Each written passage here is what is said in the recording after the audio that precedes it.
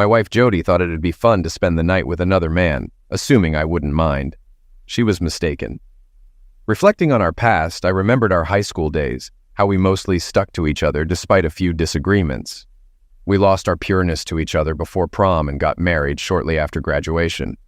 I thought about this as I sat at my desk, sipping coffee and smiling. Jody, or Yodel as her real name, had always been special to me. My phone rang. Unsure of the caller, I hesitated. I often receive unknown numbers due to giving out my business card. Scam calls are a nuisance, especially those claiming to be from the IRS threatening legal action. Legitimate calls are tolerable, but regardless, when Jody's office number flashed, I answered, puzzled by why she'd call from there instead of her cell. "Hey there. I'm not your wife, sir. I'm Taylor, John Richard Taylor III, but you can call me Trey. Jody works in insurance. I sell high-end RVs. We're college dropouts, but we're getting by, living in my mom's house rent-free while we save up. We're happy where we are. I'm Michael Hamilton. I work with your wife. What's up, Mr. Hamilton? I have info about Jody. Can we meet? What about? I think she's cheating. Meet me at Spike's at noon. Sorry, not interested in jokes. Tell her I'm onto her. It's not a joke. Spike's at noon. Gray suit, blue tie. Click. What just went down? Some random guy hinted I could stop my wife's affair if I met him. Not in the mood for jokes. Now I'm stuck. Do I meet him and risk getting pranked? What if it's not a joke? Damn. At noon, I stood outside Spike's. A man came up asking for John Taylor. We opted to stroll to Central Park for privacy. As we walked, I asked what was up. I've been working with your wife for 2 months now. We're in the same department.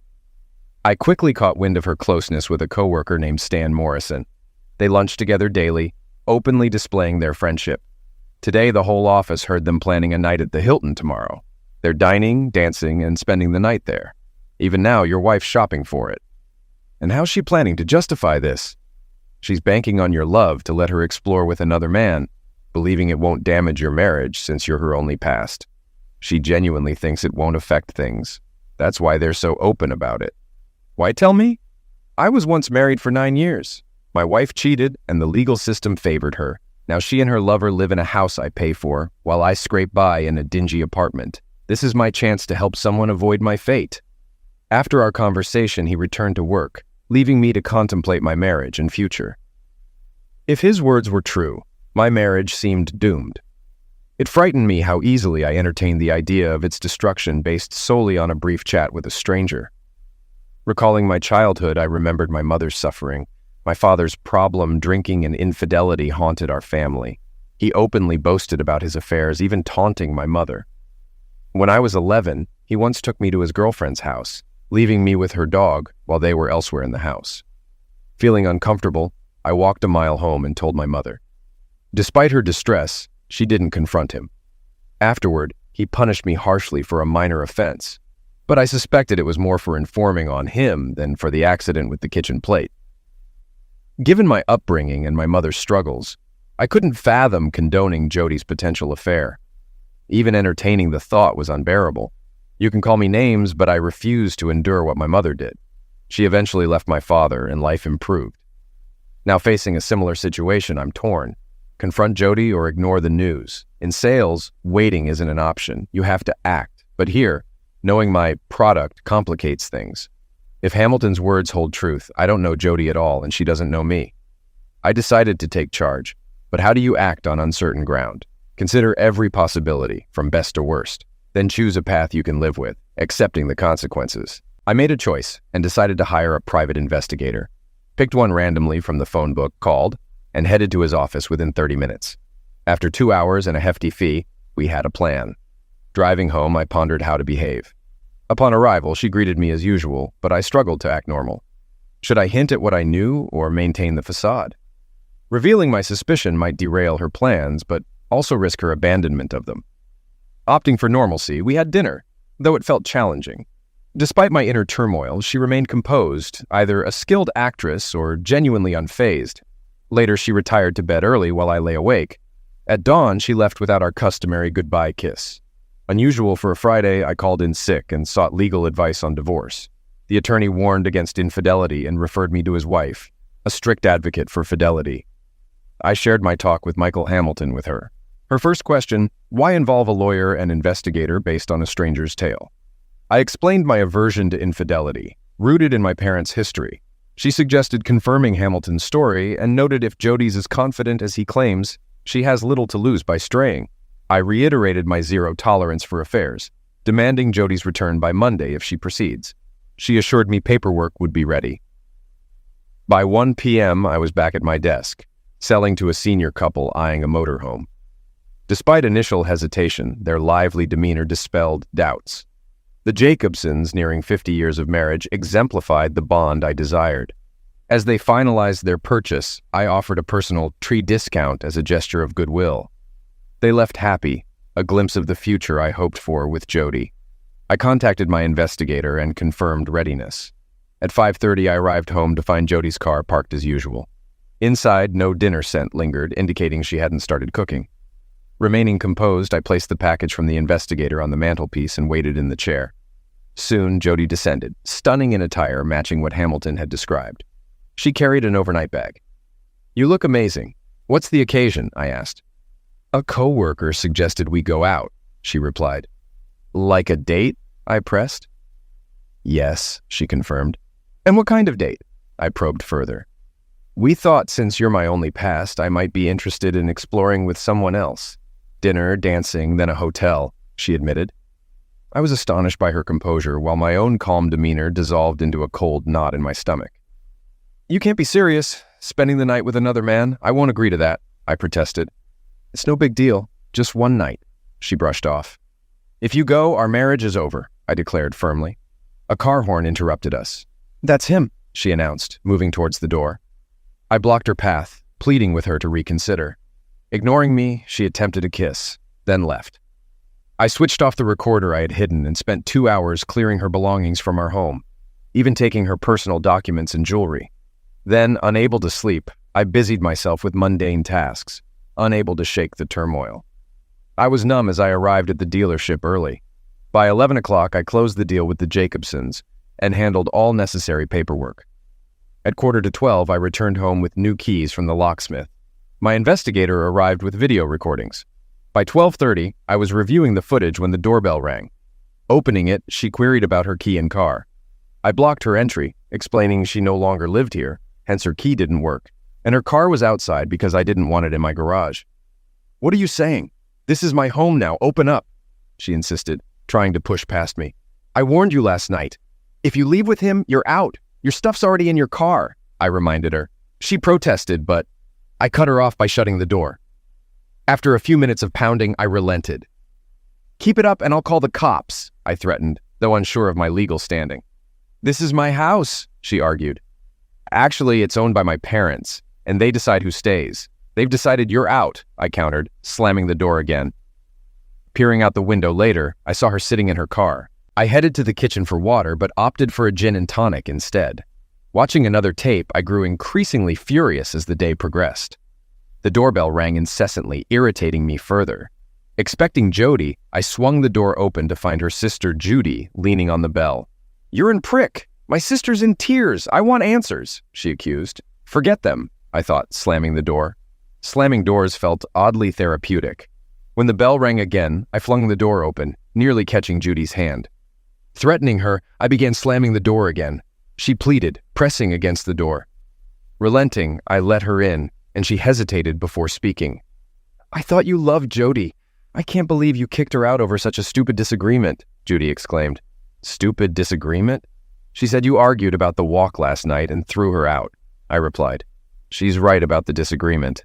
She wanted to go out, and I didn't," I admitted. "Did she mention it was with a guy from work?" I questioned. "You're kidding," she gasped. "And she planned dinner, dancing, then a hotel stay," I revealed, playing the audio tape. "I had no idea," Jody admitted. "What now? Divorce?" she asked. "No chance of reconciliation," I replied firmly. After Jody left, I wallowed in self-pity, eating grilled cheese and drinking gin and tonic, consumed by despair. Jody knocked on the door, reminding me of my threat to break her fingers if she rang the bell again. She explained she'd been talking to Jody all day, confirming my account. Jody admitted to their date, but insisted nothing happened. Inviting Jody in, we sat down. I asked for clarification. Jody confessed they drank champagne, got too drunk for their plans, and passed out. Realizing her mistake, she had him take her home. That's quite a tale. You trust her, don't you? I believe they spent time together, grew close, and planned this date meticulously. It's a betrayal beyond love. You don't believe her, do you? No, I don't. And forgiveness? Not a chance. As we reached the door, she hesitated.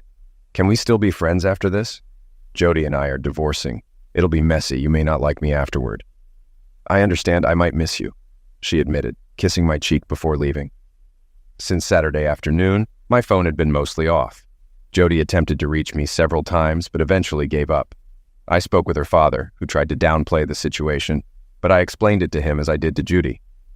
He understood divorce was unavoidable. On Monday, I immediately contacted my attorney to inform her about the weekend and instructed her to serve Jody with a summons, either at work or at her sister's. By 4 p.m., my phone rang, displaying Jody's office number. I decided to answer. Trey Taylor. Good afternoon, Mr. Taylor. This is Michael Hamilton. Thought you'd like to know there was quite a scene here earlier. Oh, really? Yes, indeed. Your wife got served with a summons, and she fainted. Paramedics came, took her to the hospital. Stan Morrison found the papers, nearly fainted himself. Not exactly funny, given the circumstances. I'll keep you updated on what happens. Appreciate it. Phone rang again. Judy. Hey, Jody's in the hospital. Thanks for letting me know. You're cold-hearted, Trey.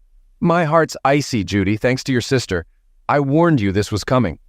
The following weeks were rough. Jody tried reaching out, but I ignored her. Her parents attempted to intervene, but I refused. Mom tried to cheer me up, though I insisted I was fine. Michael Hamilton called often, offering support. He was the only one privy to my knowledge about Morrison. Jody showed up for work but remained seated most of the time, except during meetings with her lawyer. There was no interaction between Jody and Morrison, at least not publicly. As for me, I was simply delaying. A meeting was arranged with our lawyers, Jody and myself, the first time I'd seen her since she left. I noticed she appeared thinner and tired. Judy's unexpected presence surprised me. When Jody's lawyer inquired if everything was all right, I questioned Judy's presence. She insisted she was there for Jody, and although it wasn't what I asked, I allowed her to stay. Once seated, Jody's lawyer commenced the meeting. Mrs. Taylor firmly denies the alleged infidelity and requests dismissal of the divorce petition to work on saving the marriage. She's open to counseling if it helps. My lawyer and I exchanged smiles. If there was no infidelity, my lawyer asked, can Mrs. Taylor explain her actions that night? We all turned to her. Certainly. A friend came to pick me up. Does he have a name? My lawyer inquired. Yes, but it's irrelevant. Since nothing wrong occurred, there's no need to involve him. I left the house and got into his car. She recounted what Judy had told her, similar to what Judy had told me. Champagne dinner, more drinks, too intoxicated for anything else. That's my interpretation. Both passed out, woke up, and returned home, where her husband kicked her out. I made a mistake. I love my husband and want his forgiveness so we can have a future together. I glanced at Judy, who nodded in agreement with each word. Let's say everything you've said is true and no lovemaking occurred. Was there any inappropriate touching? My lawyer asked. Absolutely not, Jody asserted firmly. Judy nodded in agreement. My lawyer and I exchanged glances. A remote control lay in front of me. I pressed play, and a screen descended from the ceiling, showing Jody and Stan sharing a passionate kiss in our driveway before driving off together. Lie number 1, I announced to the room. Jody appeared pale and Judy stared at her sister. On Thursday, after speaking with Michael Hamilton, my investigator and I devised a plan to record Jody's actions on Friday night, starting with Stan Morrison's arrival. With Hamilton's information, we knew their date location and even the room number they had booked. Fortunately, we were able to capture the entire incident, I explained. You confirmed there was no inappropriate touching. Yes, she replied tentatively. I pressed play again. We witnessed Morrison's hand lingering on Jody's rear as they were seated at the Hilton's dining room. Lie number 2, I stated. Jody's lawyer focused on the divorce petition, while Judy seemed engrossed in her fingernails. The video revealed Jody and Morrison ordering champagne before abruptly leaving for the elevator. It cost me $1,000 to secure access to their suite, where Jody was soon entertaining him. Jody screamed and fled the room, followed by Judy. I paused the video. My client seems to have misremembered the events. I'll speak with her and get back to you, her attorney said, collecting her papers and hurrying after them. After chatting with my lawyer, I returned to the dealership. Just before closing, Judy approached my booth. I remained silent. May I sit down? She asked. Feel free. We sat in silence until she finally spoke up. You knew, didn't you? Knew what? When I visited your house that first Saturday, you already knew they were involved. Yes, I saw the video before you arrived. They weren't just involved, Judy. She's my wife and she cheated. Why didn't you tell me? I hoped she'd come clean and agree to a divorce. I didn't want your family to know. I always liked your parents, she admitted. More silence ensued. My phone rang and I answered it immediately. Trey Taylor, this is Michael Hamilton. Your wife called and quit yesterday, didn't even clear her desk. Thanks. Keep me updated. Judy tried to speak, but was interrupted by a call on line 6. After handling the call, we exchanged glances. She's gone, Trey. What do you mean, gone? Dead. She packed up and left. I doubt it. She asked me to tell Mom and Dad she's sorry. It wasn't just them. Yeah, we know. Silence. I have work to do, I said. Oh yeah, sorry, Judy apologized, then left. That night, I watched the investigator's videotape. No romance, just betrayal. I felt a mix of pain and anger. My thoughts were chaotic. I fell asleep in my chair, tormented by it all. Since meeting Jody, she's always been on my mind when I think about lovemaking. 2 weeks passed, and my lawyer attempted to arrange another meeting with Jody and her lawyer, but without success. Jody was nowhere to be found. Months went by with no word from her. I kept in touch with Judy and her parents, but they hadn't heard from her either. I considered hiring an investigator to find her, but my lawyer advised against it. I canceled the credit cards and withdrew half the money, but she hasn't touched the remaining funds. If she remains missing for a few more months, we could file for desertion. But we'll wait and see. The phone rang. Trey Taylor. Good morning, Mr. Taylor. It's Michael Hamilton. Remember me? Of course I do. How's everything going? Not bad. I wanted to update you. Remember my divorce? Yes, your ex was living with her boyfriend in your house. Exactly. Well, turns out the guy's a thief. He convinced her to steal from her company and now they're both in jail. Well, serves them right. Are you still at the same job? Yes, that's why I called. Since your wife left, it's been quiet. But Stan Morrison's recent calls have been interesting. How so? He was talking to your wife today. How do you know? He said, I miss you too, Jody. Did you catch any hints about her whereabouts? I need her to sign divorce papers. I have the number she called from. Impressive. Thanks, Mr. Hamilton. Keep me updated. Will do. He gave me the number and I passed it to my lawyer. The area code was South Florida. I decided to make the call. Hello? Hey, Judy, it's Trey. Got a minute? Sure, what's up? Do you or your family have connections in Florida? Why do you ask? I believe Jody is there. Why does her location matter to you? I'm filing for divorce and she needs to sign the papers to expedite the process. When will you ask? Ask what? Where in Florida she lives? I don't need to ask. My lawyer is already on it. But if it helps, she's in Fort Lauderdale. Why didn't you tell me sooner? Over the next few days, we talked multiple times. Judy provided Jody's address and informed her about the pending divorce papers. I relayed the address to my lawyer, who promptly sent the documents. Judy and I planned to have dinner that Friday and watch the video afterward.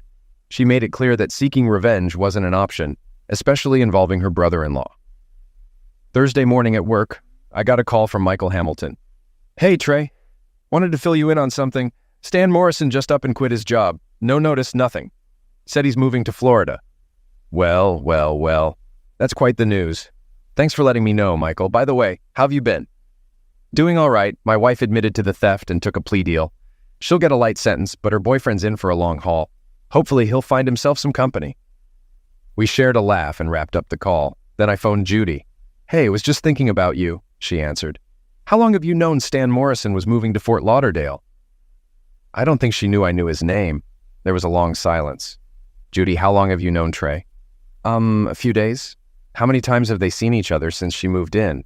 Trey, listen, how many times have they met since she moved there?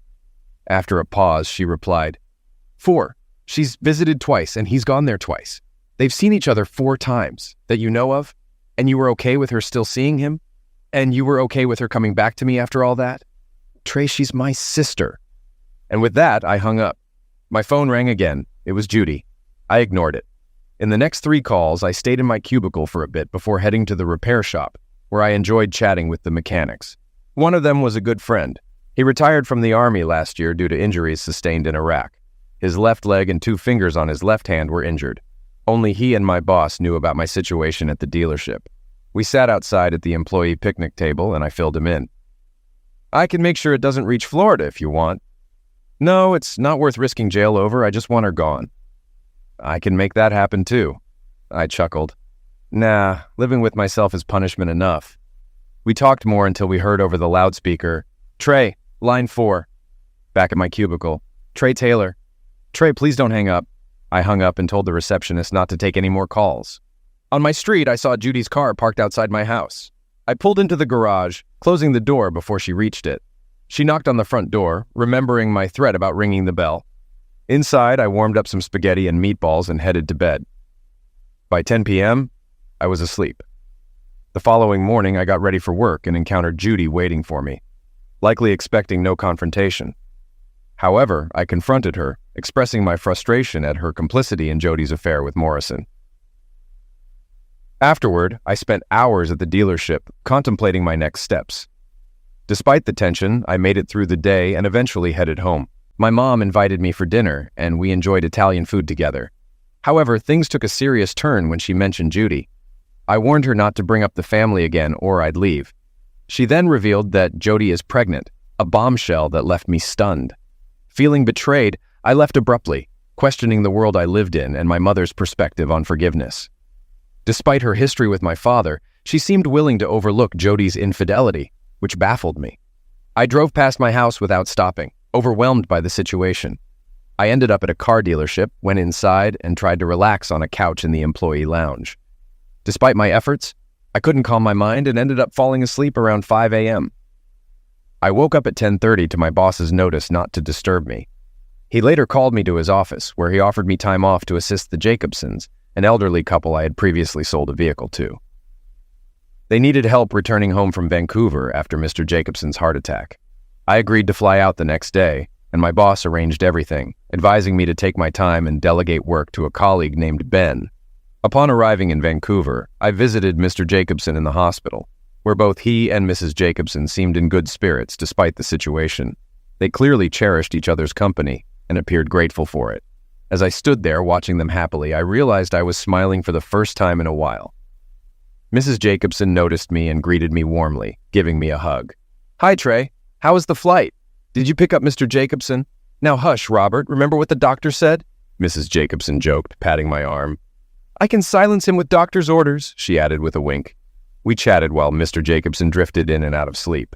Nurses intermittently checked on him, adjusting his medications and monitoring his vitals.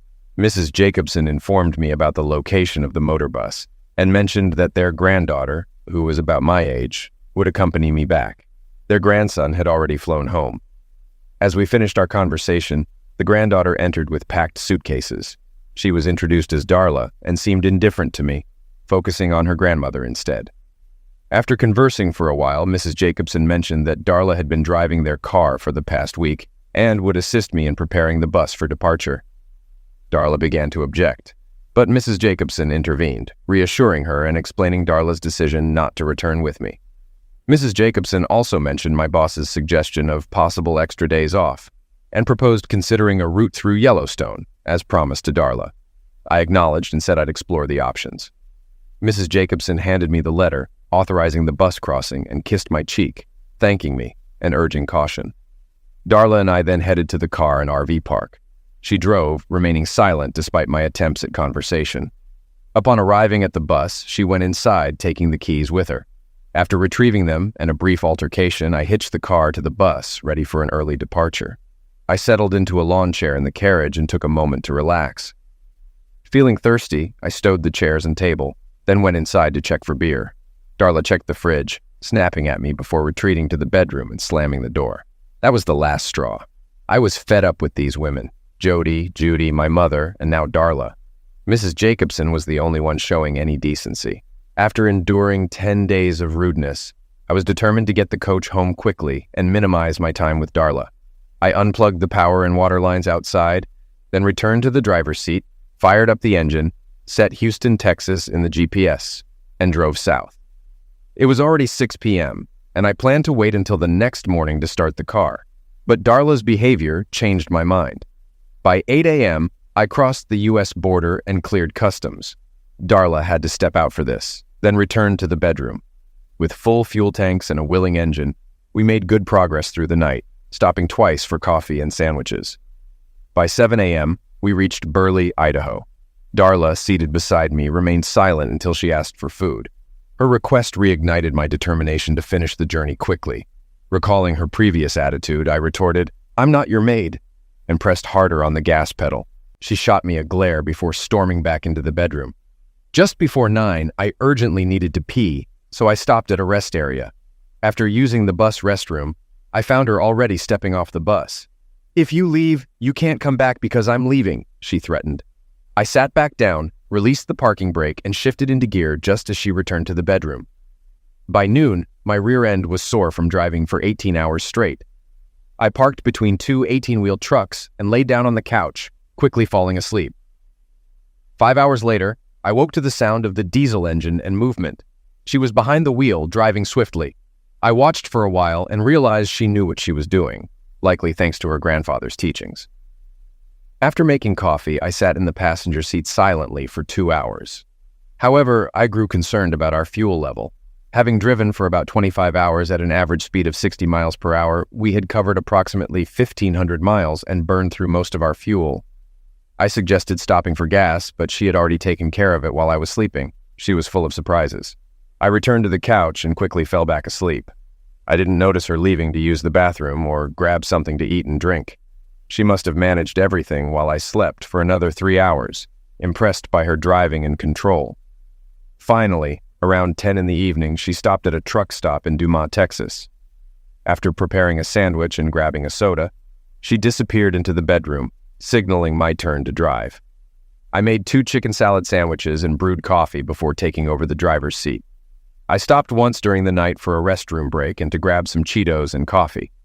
By 8 in the morning, I arrived at the Houston dealership, feeling exhausted but relieved to be done with her. After using the restroom for the first time since crossing U.S. Customs less than 40 hours earlier, I saw Jacobson's car leaving, with a rude gesture from the driver. I returned the gesture and decided to make coffee in the employee break room. Eventually, I succumbed to the couch's allure, not moving until 3 in the afternoon. I rose, yawned, and left my room to find a note instructing me to see my boss upon waking up.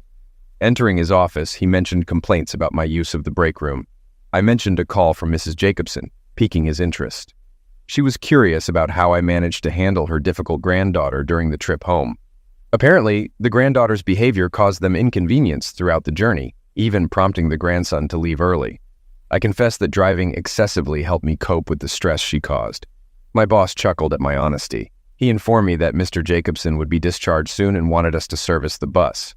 We agreed and decided to keep the coach, as the Jacobsons were fond of it. He insisted I take a couple of days off to rest, citing the need to reclaim the break room for other employees.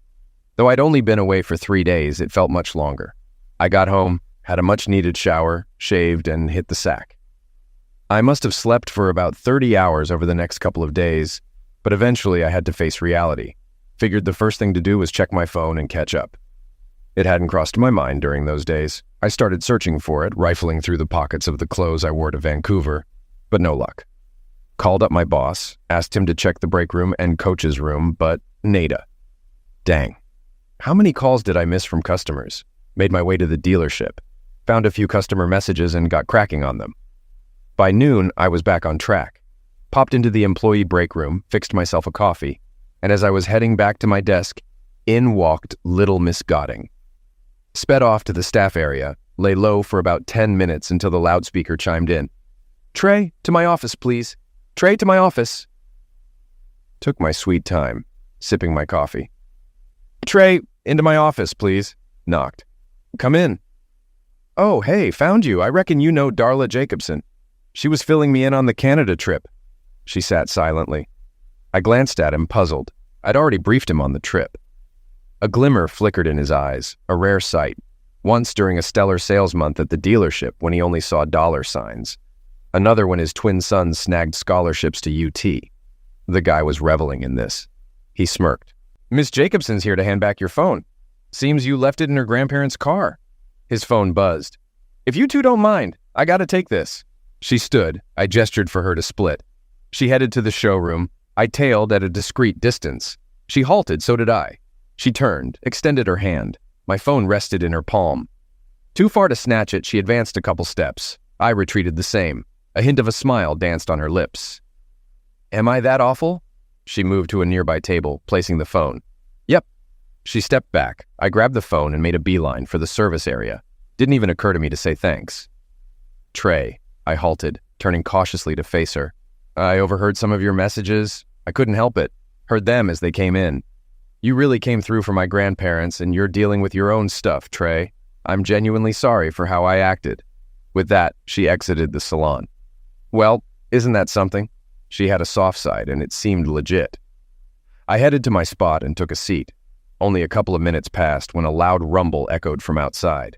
I glanced toward the street to see at least 2 cars collided. Usually, I stay out of these things and let the pros handle it. But one of the salesmen who was outside came rushing in saying, "Trey, I think that silver car belongs to the lady who was here to see you." Oh, damn. I sprinted to the accident scene. It was her.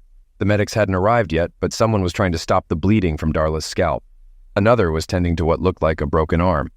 Darla looked my way and actually smiled this time. "You always catch me at my finest moments." Then she passed out. Shortly after, the EMTs showed up, stabilizing Darla and the other car's passenger before transporting them to the hospital. I overheard them informing the police investigator of which hospital they were headed to. I returned to work.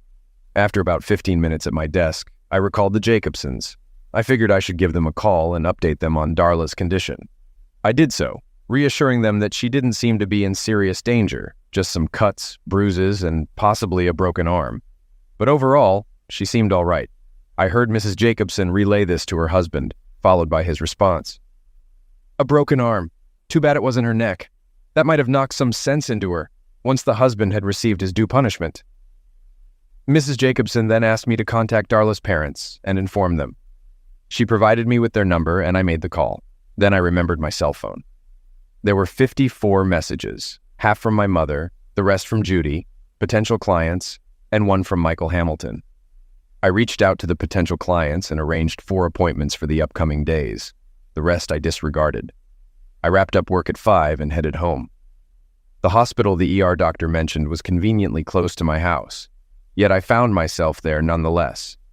At the information desk, I discovered her room number, 646. Making my way there, I found she already had visitors, her parents. "Trey, I want you to meet my parents. Mom, Dad, this is Trey Taylor. Trey, my parents are Ralph and Joanna Jacobson. Pleasure to meet you, Trey." "Darla can't stop raving about your trip," her mother mentioned. "I bet she can't. I mean, how did you manage 2 days with her on that cramped bus?" "She would have driven me nuts," her father chimed in. "It's not just any bus, Dad. It's an inner-city bus. It's still a bus. A fancy one, but a bus nonetheless." "Ignore him, Trey. How are you holding up?" "All right, aside from a busted arm and a few stitches." "Well, I should get going. Just wanted to check on you. Take care." "Thanks for coming by."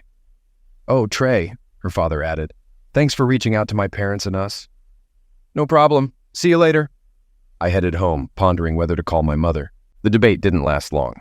The cons outweighed the pros, so I refrained. This went on for about 3 weeks. My mother and Jody kept trying to reach me, but I ignored them. Even my stepfather rang. I spoke briefly, cutting it short when he tried passing me to my mother. My lawyer sent the divorce papers to Judy's address. Apparently, she was content with Morrison, signing in bold red marker, no mention of her supposed pregnancy. In 2 months, I'd likely be single again. I was contemplating the merits of bachelorhood. The thought triggered other reflections, like my prolonged celibacy. It had been a dry spell. I lingered for only a moment before heading to the bathroom for a shower, preparing for dinner. Just as I finished dressing, the phone rang. "Trey Taylor." "Hi, Trey, it's Dottie Jacobson." "Well, hello there, Dottie. How are you? And how's the patient?" "Call me Dottie, Trey. He's doing great. Actually, better than great. We're already planning our next trip, and he's set on Colorado. But I'm a bit nervous about him driving in the mountains." "What do you think, Dottie? Our trainer won't let him get into trouble. Just needs to use the Jake brake and keep within the speed limit. That's what he's saying. Been researching mountain driving and is really excited to try it. I might need some Valium before we go," she chuckled. From what I knew of them, they'd go anywhere together, anytime. I admired that about them. "Anyway, calling to invite you to a little barbecue celebrating Robert's recovery. It's at our place this Friday at 6 o'clock. Bring your wife. We'd love to meet her. It struck me that I had never discussed my personal life with them, and apparently Darla hadn't either, hearing some of my messages, so they were unaware of my impending divorce. Thanks, Dottie. I'd be delighted to join. See you then.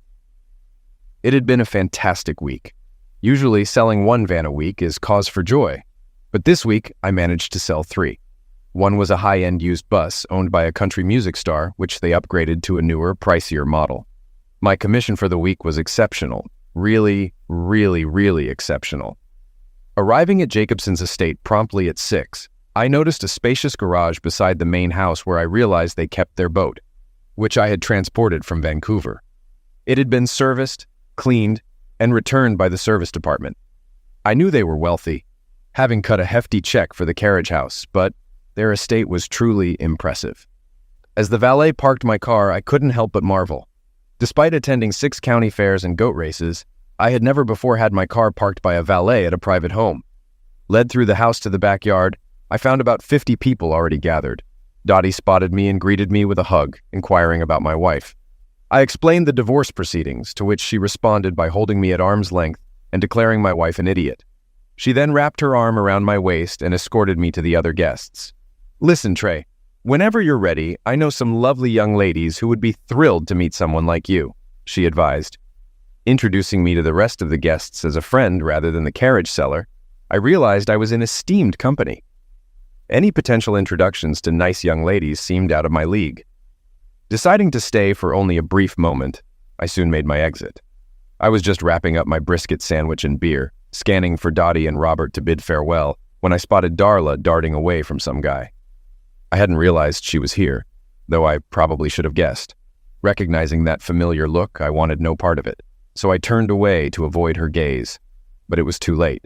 Come on, Trey, she insisted, seizing my hand. First Dottie, now Darla, a family of hand-grabbers. She guided me inside to the library. A freaking library in this house. This guy's a damn idiot, she vented. I've got issues and need help.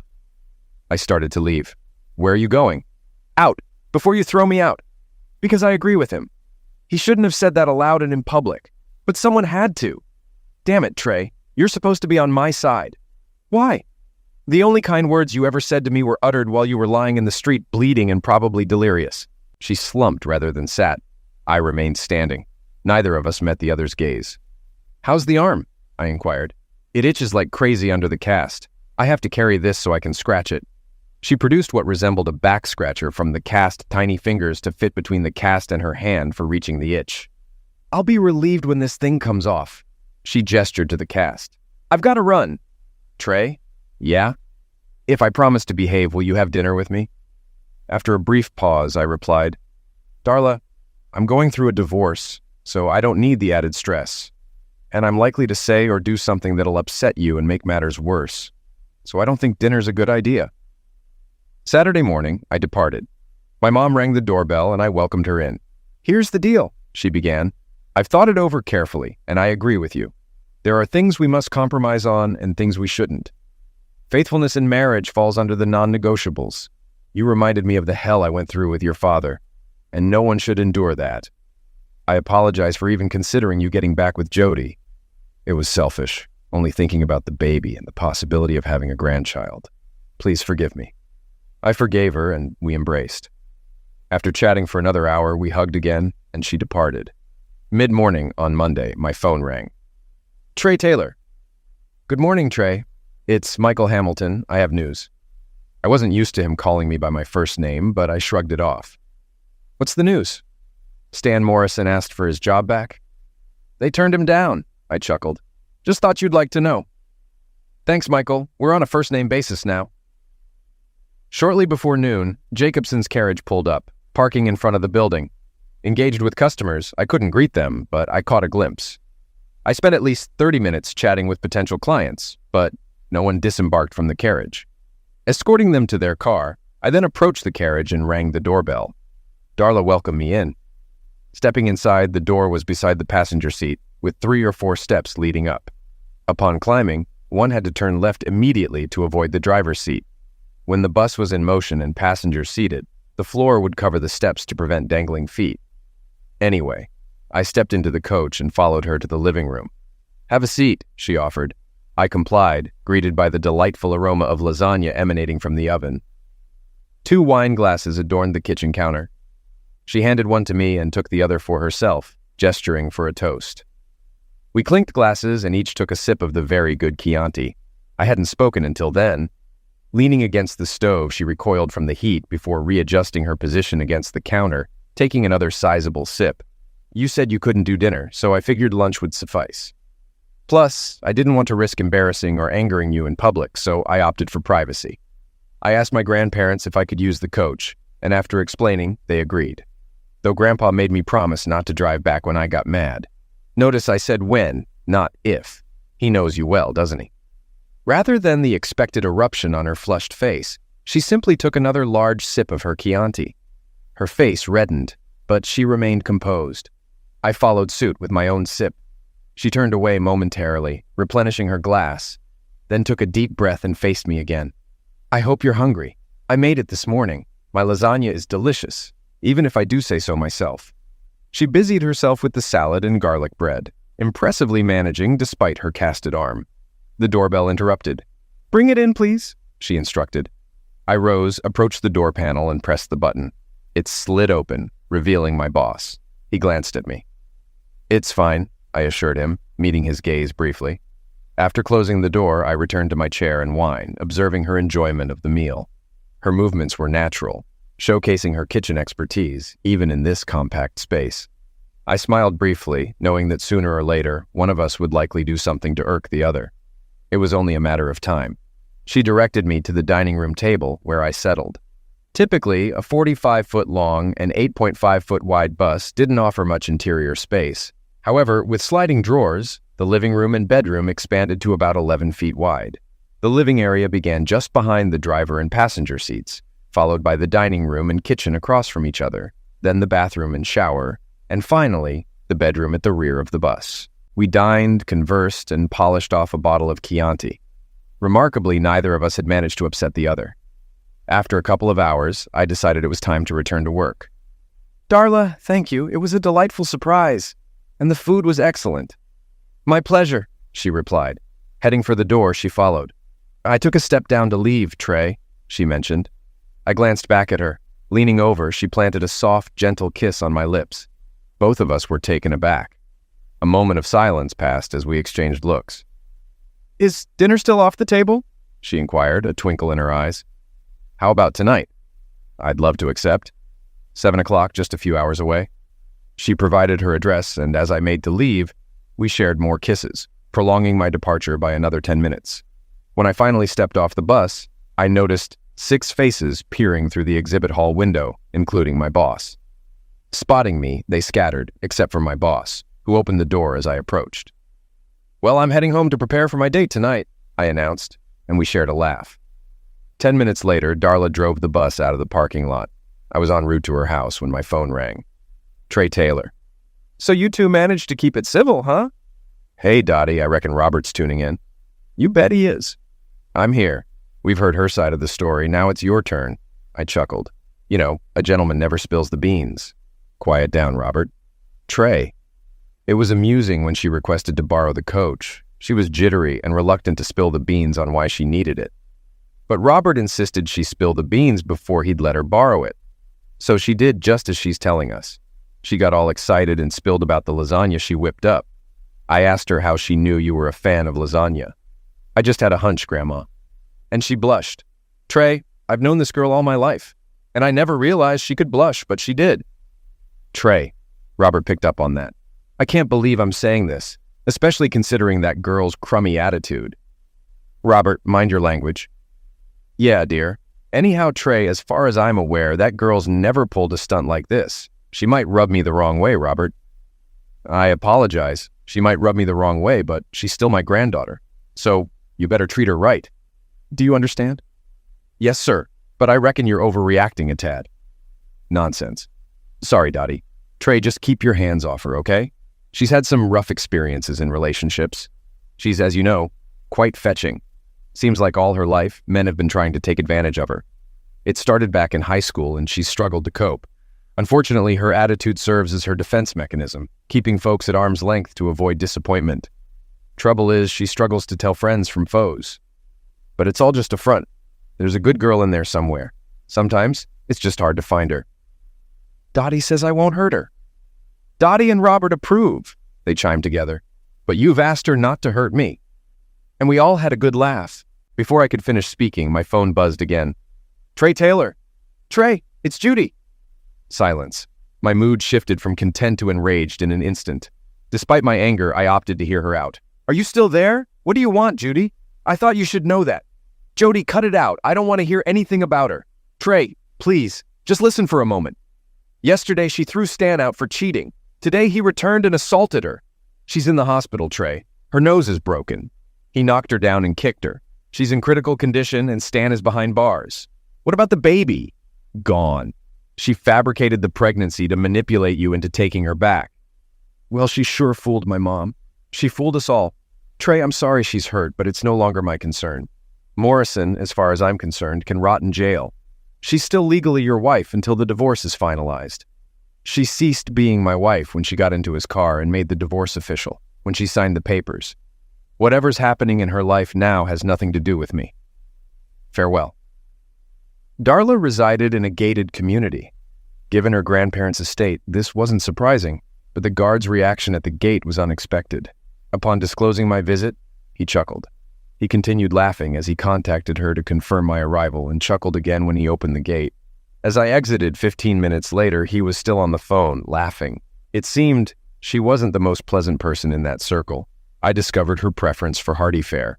She opted for a medium rare ribeye steak with blue cheese, butter, and baked potatoes. Just my style.